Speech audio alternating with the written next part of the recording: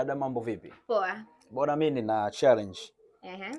ya maswali kama mawili matatu hivi. Uko Nakusikiliza. vizuri tuanze? Tuko vizuri. Kabisa? Kabisa. Ukimkuta rafiki yako Eh.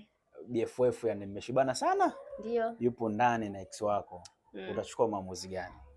Maamuzi kwanza nitakayochukua. Yaani sitafanya kitu chochote kile. Kweli?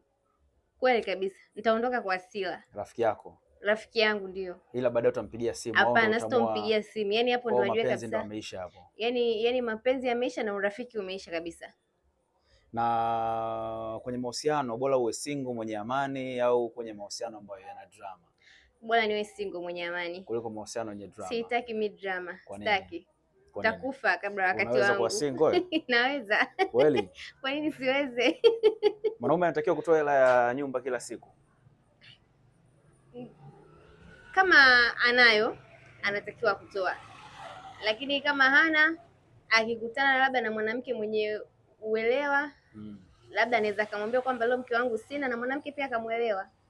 Je, mahali kubwa katika ndoa inasaidia kweli mahusiano katika ndoa kudumu? Hapana kitu kama hicho. Kweli? Ndio. Kwa wasanii wanaosema bwana mimi mali yangu milioni 500. Kwamba anaweza kaingia kwenye ndoa na wasidumu. Ndio. Na milioni 500 mtu umetoa. Ndio. Hawezi wakadumu. Neno lako la mwisho kwa naye kutazama hapa? Neno langu la mwisho kwa anayenitazama na anayenisikiliza, asiache kulike, kucomment, kusubscribe. Ciao. Ciao.